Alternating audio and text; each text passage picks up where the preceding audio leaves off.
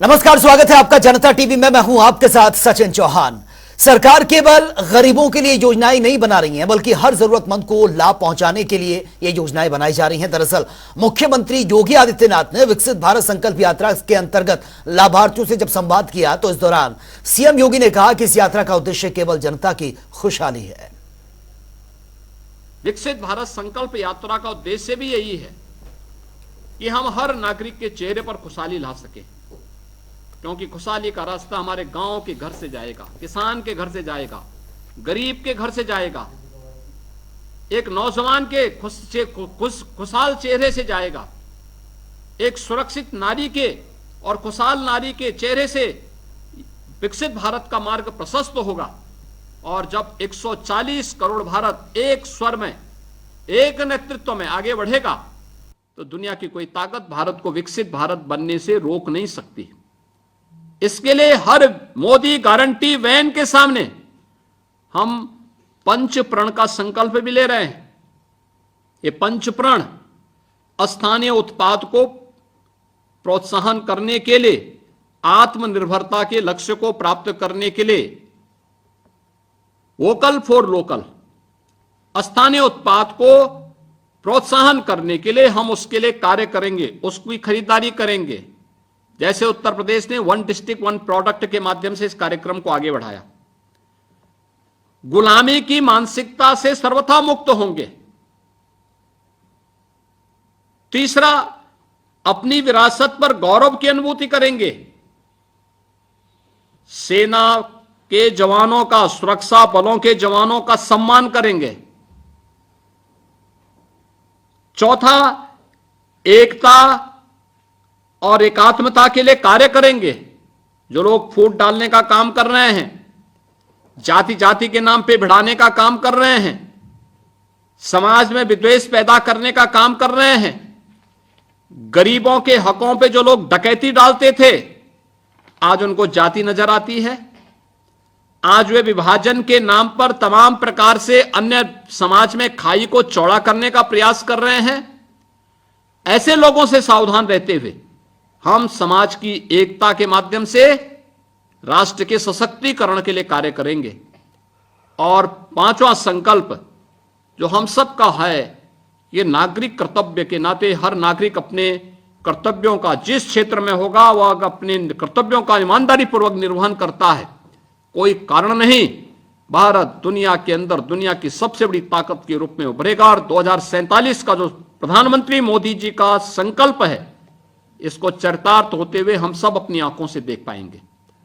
और इसी उद्देश्य से ये 642 वैन प्रदेश के गांव-गांव में, शहर-शहर में जाकर के व्यापक जन जागरण के इस अभियान के साथ जुड़ी हुई हैं।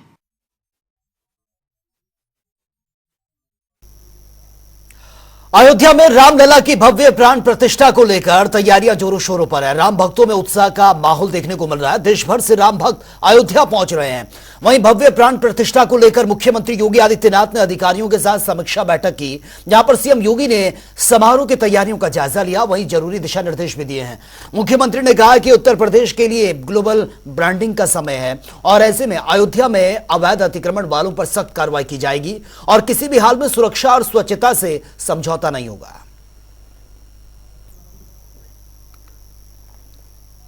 लोकसभा चुनाव को लेकर तैयारियां इस वक्त जोरों शोरों पर हैं। सभी राजनीतिक दल अपनी जमीनी हकीकत टटोलने में जुटे हैं और ऐसे में बीजेपी की सहयोगी अपना दल एसपी चुनावी रणनीति बनाने में जुटी है। और इसी कड़ी में कैबिनेट मंत्री और पार्टी अध्यक्ष अनुप्रिया पटेल ने सभी अध्यक्षों की बैठक बुलाई है, जहां पर पार्टी नेताओं और कार्यकर्ताओं के साथ आगामी चुनाव को लेकर चर्चा हुई है।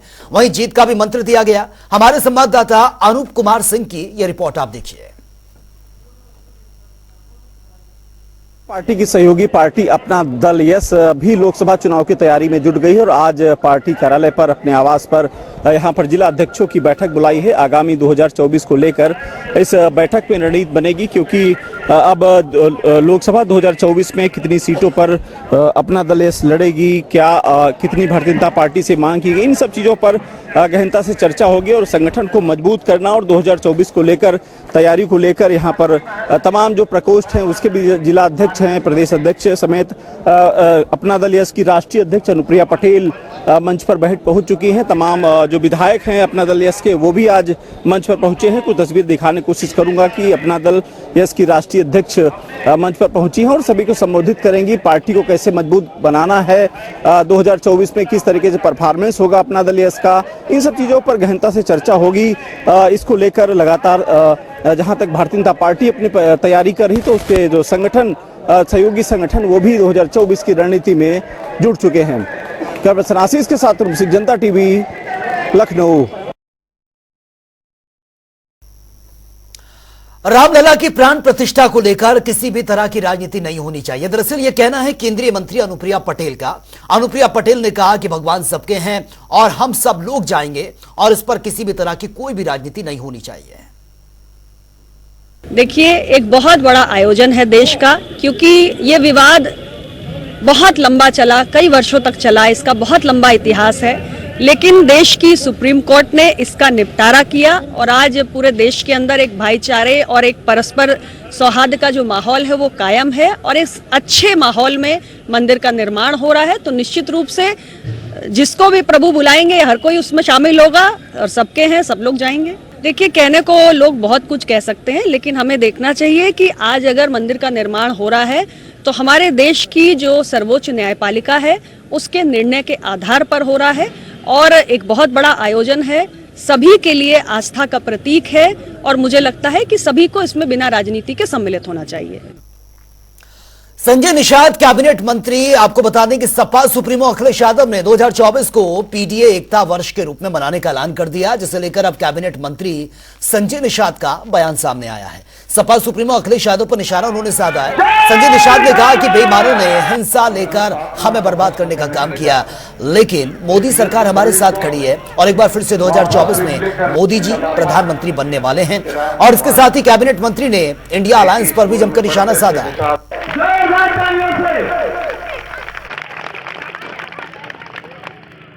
ये निषाद है, इन्हें जागरूक कर रहा हूँ। बेईमानों ने इनका हिस्सा लेके इन्हें बर्बाद कर दिया और इनको कहीं नहीं छोड़ा।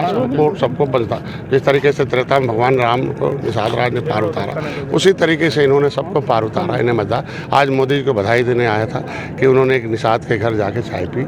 इसके मतलब हमारी चिंता मोदी जी करते हैं, तो जिसके साथ मोदी जी खड़े हों वो समाज उसके साथ खड़ा है। तो हम लोग संकल्प लेने आए 2024 में मोदी जी को प्रधानमंत्री बनाना है और इनकी समस्याओं का समाधान करना है। निश्चित रूप से आरक्षण समय है, पिछली सरकार ने फाइल कराई, हमारी सरकार ने देखो लिख कर उसे प्रमाणिक दस्तावेज दिया है। इसके मतलब हमारी सरकार सही दिशा में चल रही है, पहल कर रही है, समाज मेरे साथ है। जिस तरीके से अपर कास्ट और महिलाओं ने मोदी को जीत का एहसास दिलाया, आरक्षण लिखवाया, तो हमारे भी निषाद समाज इस बार उनको जीत का एहसास दिलाएगा और अपनी समस्याओं का समाधान। वक्फ बोर्ड की ओर से एक संपत्ति को लेकर जल निगम और जिलाधिकारियों के बीच विवाद थमने का नाम नहीं ले रहा है। हमारे संवाददाता तौकीर किदवई की यह रिपोर्ट आप देखिए। शिया वक्फ बोर्ड की एक संपत्ति को लेकर लखनऊ जिलाधिकारी और जल निगम के अधिकारी अब आमने सामने हैं। 6 दिसंबर को जिलाधिकारी, जो कि शिया संपत्ति के अपर संरक्षण अधिकारी भी हैं, उन्होंने यहां पर इस संपत्ति पर शिया वक्फ बोर्ड को कब्जा दिलाया और संपत्ति को आदेश किया कि शिया वक्फ बोर्ड की संपत्ति है। इसके बाद 29 दिसंबर को जल निगम, जो आप तस्वीरों में देखेंगे, जो यहाँ पर ये पाइप्स लगे हुए हैं, ये सभी ये संपत्ति जल निगम की है और जल निगम ने दावा किया कि ये संपत्ति, बगल की संपत्ति जो है ये भी उसकी है। इसी के चलते यहाँ पर 29 दिसंबर को बुलडोजर की कार्रवाई की गई और आप तस्वीरों में देखेंगे यहाँ पर संपत्ति को संरक्षित करने के लिए जो टीनें लगाई गई थी उसे ध्वस्त कर दिया गया और पूरी बाउंड्री को गिरा दिया गया। कहा यह भी जा रहा है कि शिया वक्फ बोर्ड की जो संपत्ति है, इसमें पीछे कब्रिस्तान है, वहां पर कब्रों को भी नुकसान पहुंचाया गया। मामला थाने पहुंचा और काफी घंटों इसमें अफरा तफरी का माहौल भी रहा।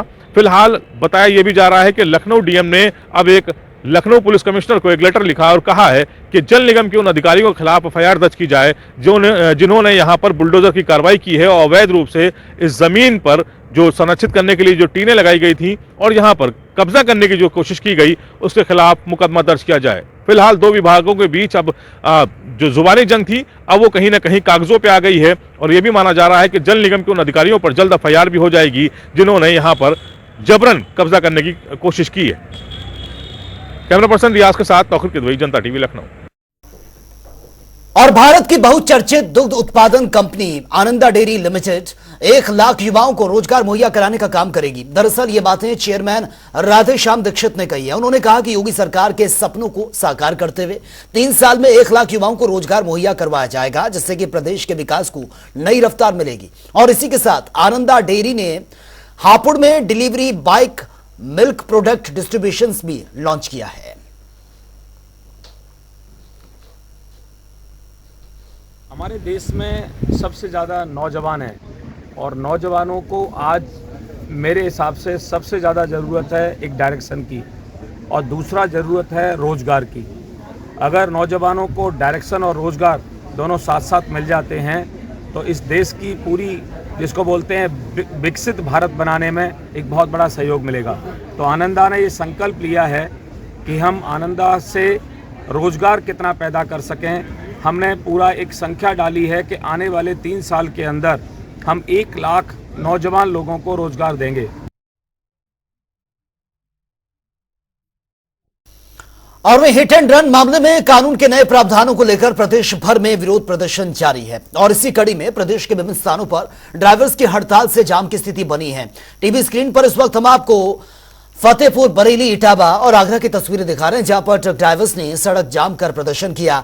दरअसल केंद्र सरकार ने सड़क दुर्घटना पर लगाम लगाने के लिए हिट एंड रन कानून में संशोधन किया है और संशोधन के बाद से हिट एंड रन के मामले में दोषी पाए जाने पर ड्राइवर्स पर 7 लाख रुपए का जुर्माना और 10 साल की उम्र कैद, 10 साल तक की सजा का इसमें प्रावधान है, जिसके चलते देश भर में अब विरोध प्रदर्शन हो रहा है।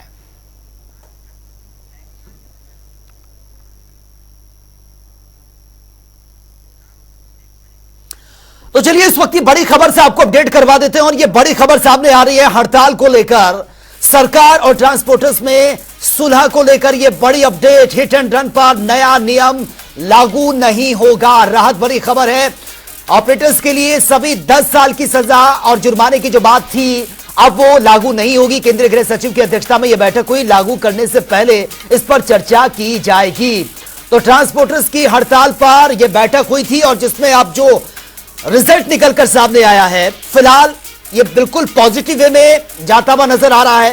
हिट एंड रन पर जो नया नियम था वो लागू नहीं होगा और अभी 10 साल की सजा जुर्माना नहीं है। देखिए अब तक जो था उसमें लाखों रुपए का जुर्माना और 10 साल की सजा का प्रावधान था और इसको वापस लेने की लगातार जो ट्रक ड्राइवर्स हैं एसोसिएशन जो है वो लगातार मांग कर रही थी। ऑपरेटर्स जो ट्रांसपोर्टर्स थे वो मांग कर रहे थे कि इसको वापस लिया जाए, लेकिन अब जो बैठक हुई है उसके बाद बड़ी अपडेट निकलकर सामने आ रही है। हिट एंड रन का जो नया कानून, इसको रिफॉर्म करने की बात की जा रही थी कि इसमें बदलाव किया जाए, ये जबरदस्ती उन पर थोपने की कोशिश की जा रही है।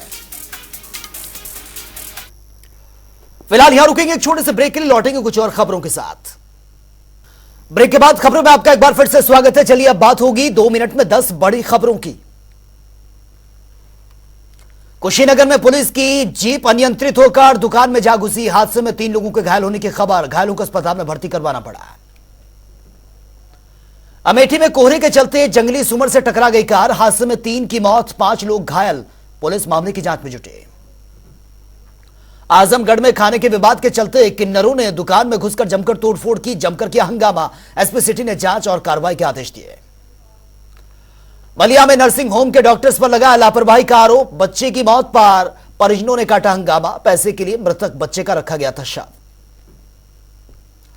मिर्जापुर में पुलिस को मिली बड़ी सफलता, हेरोइन तस्कर को किया गिरफ्तार, कब्जे से 20 लाख की हेरोइन बरामद। नए कानून के चलते आजमगढ़ में रोडवेज परिवहन सुचारू रूप से दिखाया चालू। क्षेत्र प्रबंधक ने जनता और चालकों से अफवाह और भ्रामकताओं से बचने की अपील की।